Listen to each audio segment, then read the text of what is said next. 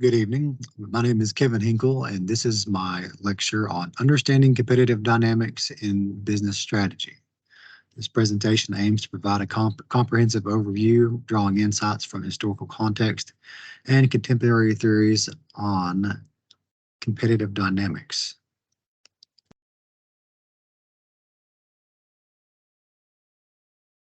Competitive dynamics, in essence, revolves around the dynamic interactions among firms within a market.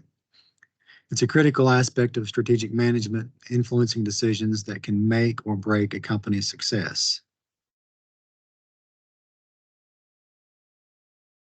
If one firm in an industry has achieved a competitive advantage, how should other firms respond to its actions? You can have a limited response. A more moderate response would be a modification in tactics, and an extreme response might be fundamentally altering a company's strategy. So as far as limited response, some firms may not respond to competitive actions of other firms due to three main reasons.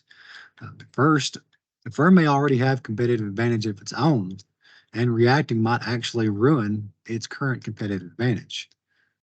Casio's digital watches are available at a reasonable price and has a competitive advantage in the digital timekeeping space.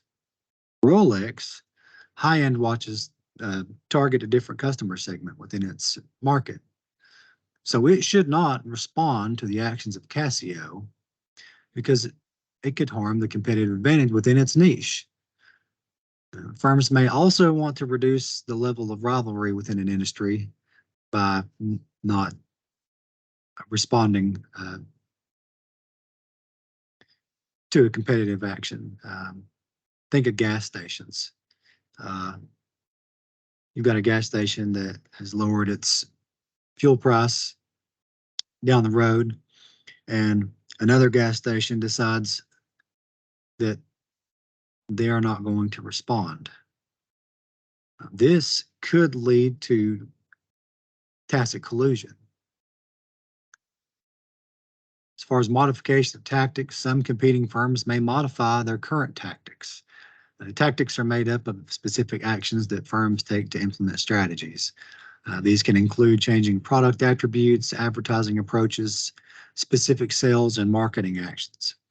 Oftentimes, firms will imitate the tactics of another firm that has obtained competitive advantage. The firm that initially enacted the new competitive action will only have a temporary competitive advantage. Ultimately, they will lead to competitive parity because they're all doing the same thing and no one is making a superior economic value. Think about Coke and the way they release drinks. So Coke could develop a new low-carb drink, and Pepsi will more than likely respond with a new low-carb drink of their own. Finally, fundamentally altering strategy requires a firm to complete the entire strategic management process and is very costly and takes quite a bit of time. And many firms have difficulty abandoning their original strategy. These responses are often generated by changes in consumer tastes or demographics, laws that govern businesses. Sometimes firms will wait until it is too late to start changing a strategy and will be forced to do so, which can be financially devastating. Technological innovation can lead to disruption that requires strategic changes. An example of this would be the invention of the telephone and the following obsolescence of the telegraph. So applying this to a Walmart example, when Walmart decided to create their own Walmart supercenters, there was a variety of responses from other retailers.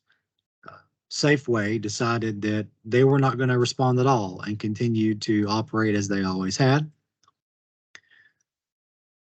Meanwhile, Kroger decided that they would do a modification in tactics. What they decided to do was start selling more prepared and specialty foods. Target, on the other hand, fundamentally altered their strategy and decided to build more stores that also had discount groceries. Understanding the evolution of competitive dynamics requires a historical lens, from Adam Smith's invisible hand to the contributions of modern thinkers like Michael Porter. The study of competition has come a long way. Early contextual interpretations relating to competitive dynamics can be traced to Adam Smith. Smith discusses the prosperity of the national economy and the importance of free trade. He believed that free trade provided prosperity. Competitive dynamics through this lens can be interpreted by the invisible hand, in which this case means individuals who labor to obtain revenue for himself or a firm lends to the greater good of society. Therefore, companies who compete for greater competitive advantage ultimately contribute to the prosperity of a nation. There are multiple interpretations of Smith's work, and some of it is quite confusing and written in a language that many people find kind of confusing today. And many people contend his conclusions.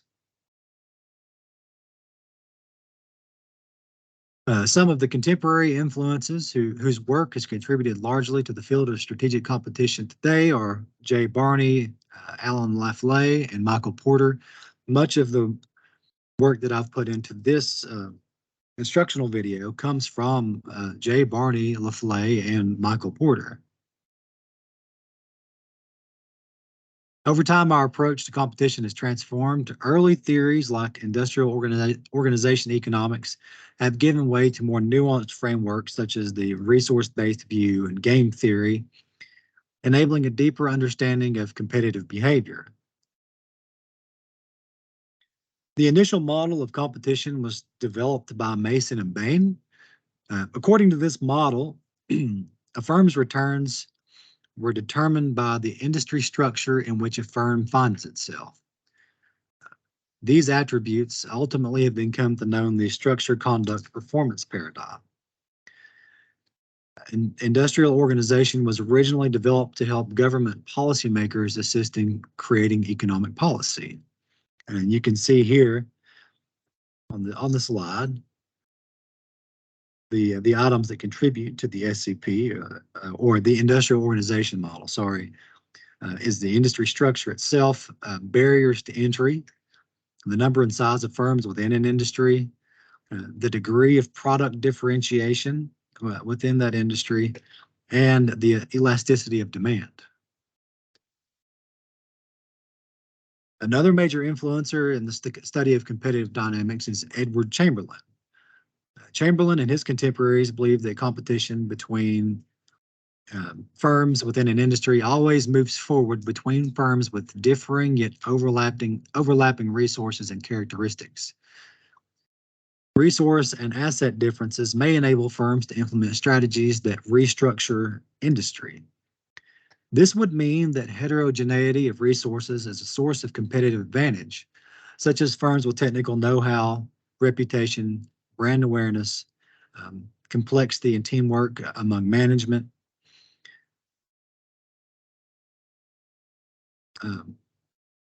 Firms with overlapping traits can lead to perfect competition, which Chamberlain called monopolistic competition.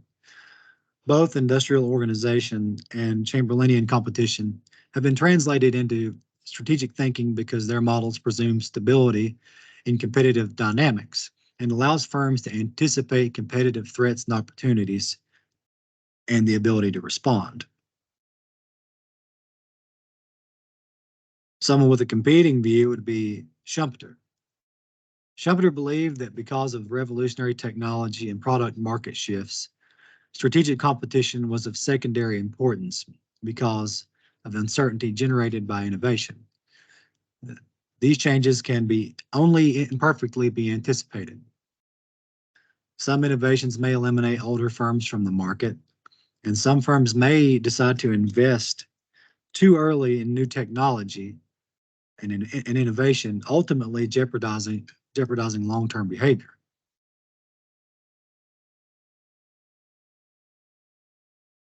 The resource-based view model is focused on a firm's resources and capabilities that may provide them with a source of competitive advantage.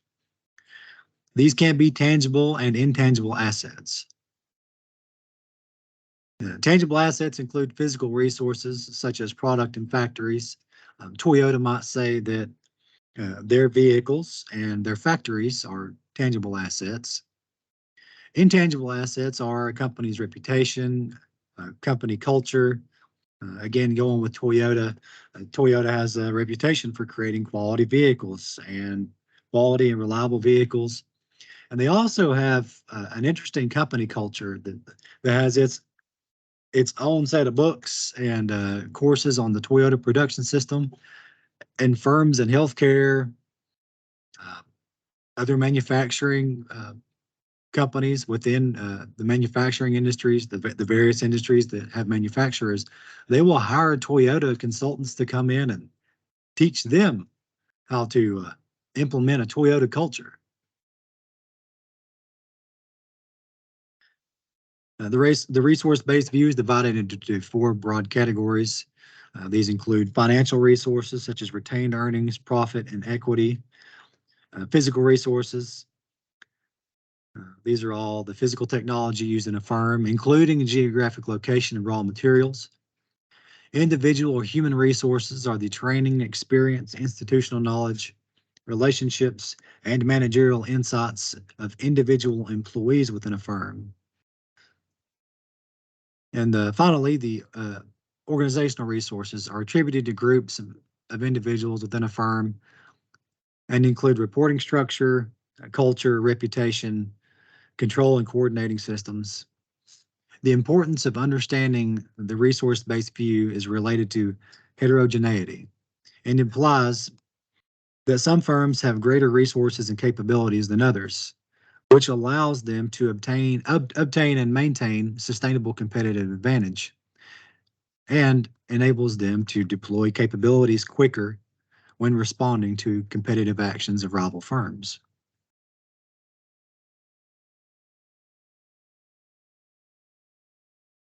We're going to touch briefly on game theory.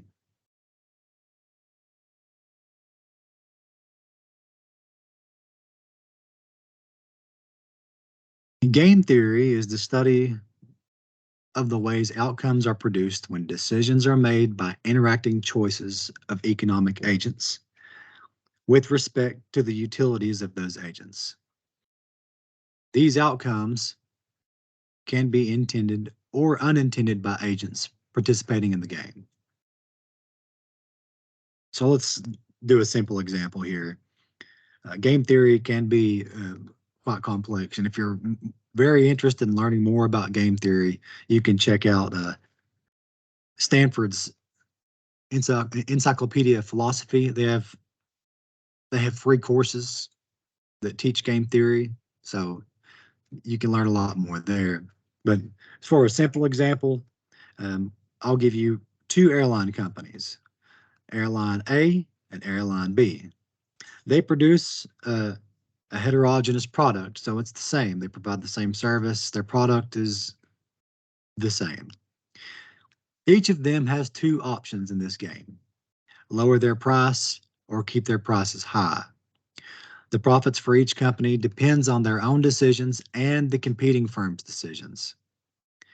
The decisions made by all firms in a game such as this affects the outcomes of all of the entities. So, if both companies choose to lower their prices, they might gain more competitors, but profit margins may decrease due to lower prices. If both companies choose to keep their prices high, they might maintain higher profit margins, but might lose customers to competitors with lower prices. If one company lowers its prices while the other keeps them high, the one that lowered the prices might gain more customers and potentially hurt the other company's market share. Game theory helps companies analyze and strategize by considering not only their own choices, but also those choices interact with the decisions of their competitors.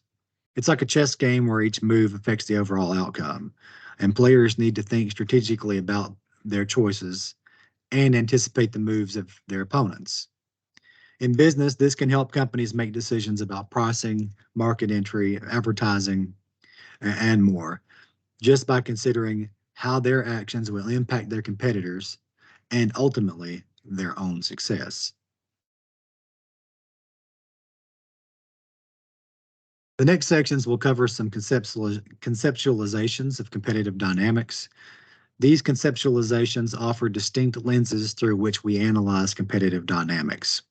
Porter's five forces and the resource-based view, along with game theory considerations, provide complementary perspectives on competition.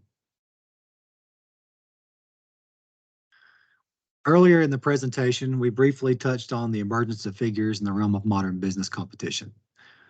Michael Porter is one of the most influential strategists to date. His contributions have been used globally, from governments to nonprofit organizations, NGOs, um, other businesses. It's been used in warfare, studied in warfare.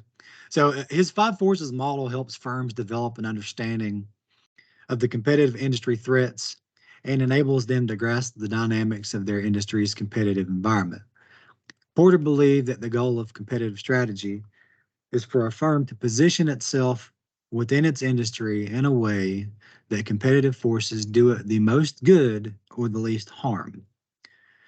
The collective strength of these forces provides an overall profit potential in an industry. Now you can see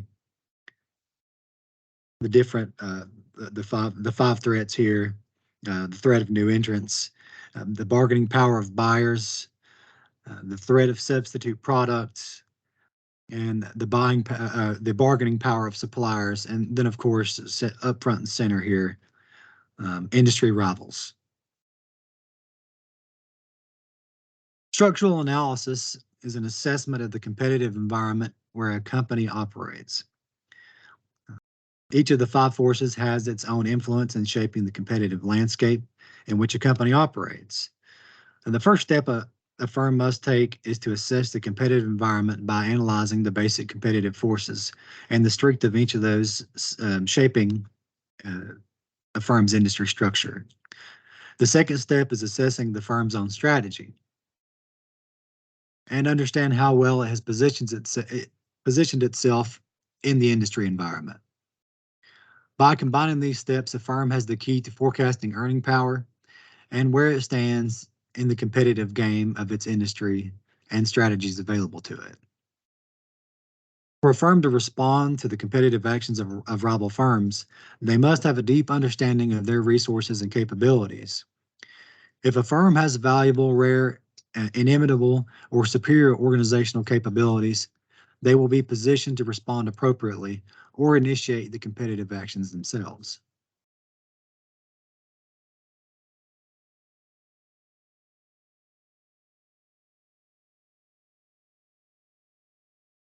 To measure and assess competitive dynamics, we rely on frameworks like VRIO for resource evaluation, specific KPIs to gauge competitive advantage. These are some of the subjects we're going to discuss over the next few slides in relation to operations and metrics.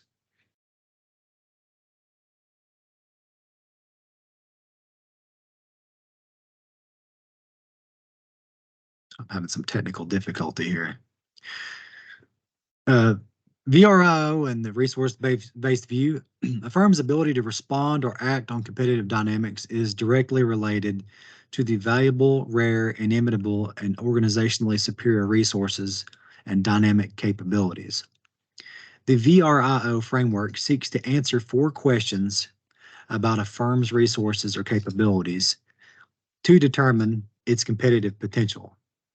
I'm talking about the resource itself, the competitive potential of a specific resource.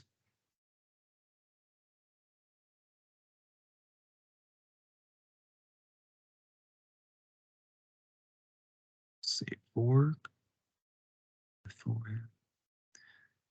So the four questions that the VRIO framework answers is a question of value. Is this resource or capability valuable? Does the resource enable a firm to exploit an environmental opportunity and or neutralize an environmental threat? Is the resource rare or currently controlled by a small number of competing firms? Imitability. Do other firms without the resource face disproportionate cost in obtaining or developing it? An organization, are policies and procedures in the firm organized to support the exploitation of its valuable, rare, and costly to imitate resources?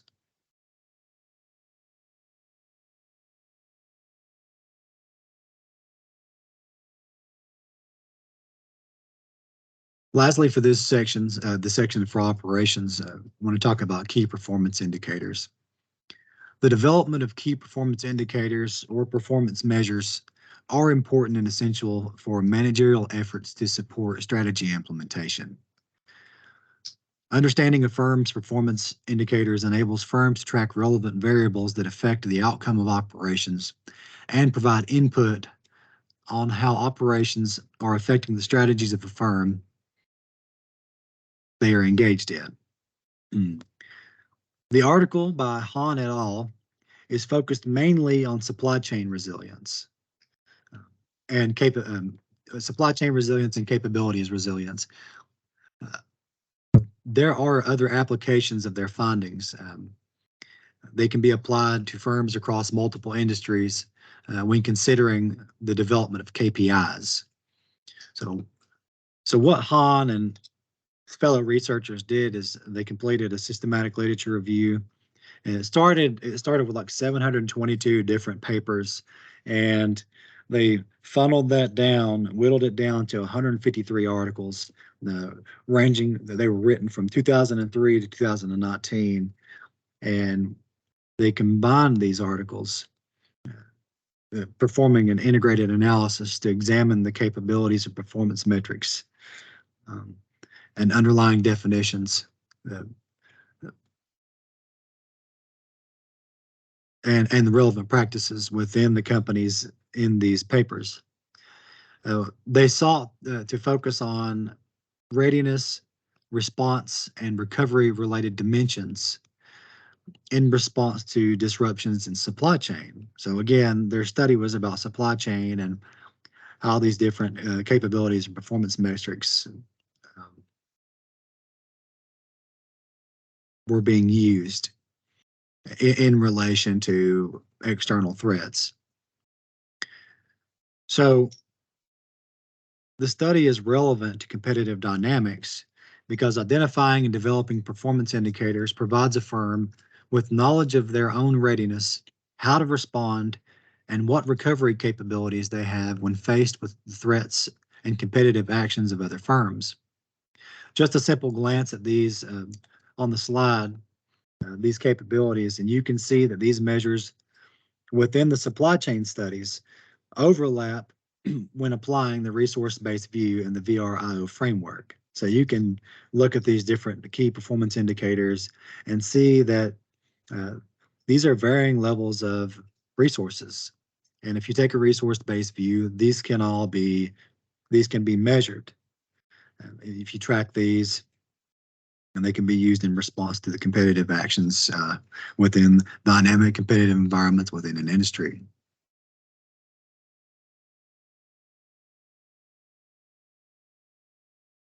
So we're going to bridge some theory with some practice here and examine some case studies and industry examples to let us see how competitive dynamics play out in real-world scenarios. It's crucial to adapt strategies to the rapidly evolving digital landscape as well. Keep those in mind. So we're going to talk just a little bit about Amazon and Walmart. When we look at competitive dynamics today, we can see examples like Amazon versus Walmart, engaged in competition in the retail space. Of course, Amazon and e-commerce has definitely had an effect on brick and mortar stores. There's been many Many companies that have gone out of business due to the increase in e-commerce. Circuit City is an example of a company that went bankrupt. The brick and mortar stores have had a very hard time with Amazon's ability to obtain competitive advantage in the retail space. Amazon's e-commerce capabilities have provided it with superior competitive advantage over brick and mortar stores because consumer tastes. Consumers like to buy online. It's easier. You don't have to go to a store and drive many miles away just to walk around and figure out what you want to buy when you can literally pull your phone out of your pocket, open Amazon, and purchase the exact thing that you would have spent your time traveling to purchase and come back home. So e-commerce has placed Amazon in a competitive advantage, or their ability to navigate in e-commerce. Traditional brick and mortar retailers have had time to adapt to the online competition and implementing tactics and deploying their resources to build e-commerce presence. So over time, traditional brick and mortar retailers have deployed their resources to develop online presence. One instance of competitive actions in response to Amazon was when Walmart decided to launch rollbacks Cyber Day, which occurred on the exact same day as Amazon Prime Day.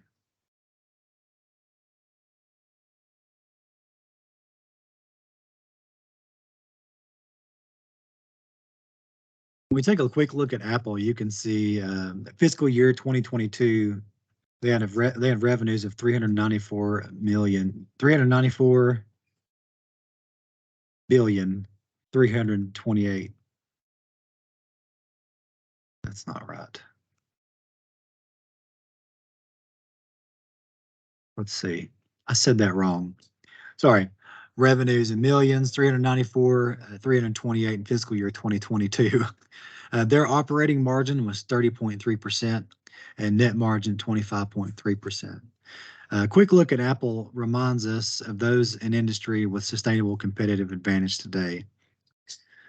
Uh, many people talk about Apple. If in many of the classes that I have taken over time, one of the primary examples of business, whether that be business strategy or different types of marketing or financial abilities, strategy, Apple comes up. So some of the ways that they have positioned themselves comes from their ability to deploy resources and capabilities that are valuable, rare, inimitable, along with complex and sophisticated organization. Three of Apple's strengths come from their research and development capabilities, their distribution channels, and their financial performance. They have quite a bit of intellectual property rights as well, and a highly integrated value chain. No, they not highly integrated value chain. They have property rights that are integrated along their value chain. So they have many patents and many intellectual property rights, many intangible assets.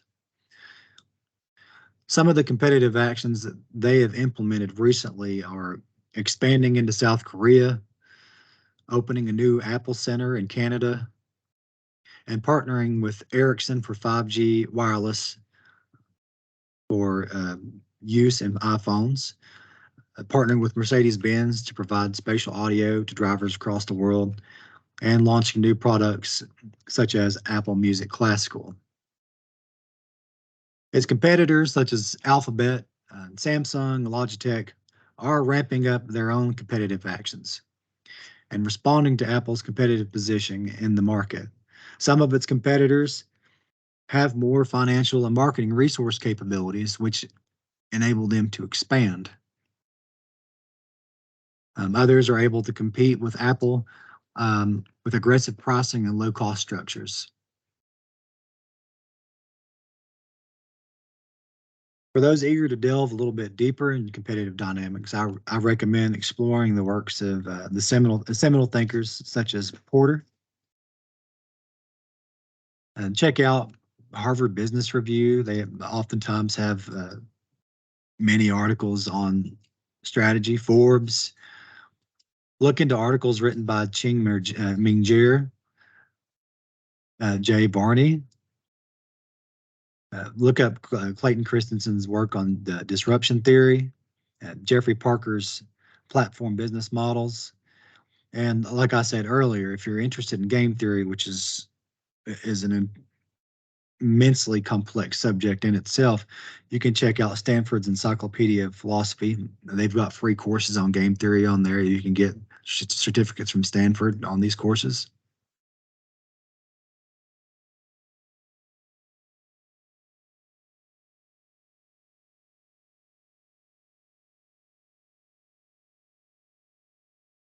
Finally, to be a master strategist, you've got to cultivate a strategic mindset. Understanding competitive dynamics, you've got to learn how to deal with external threats and understand your own resources and capabilities. Um, you must be able to respond to external and internal threats that are imposed upon your firm.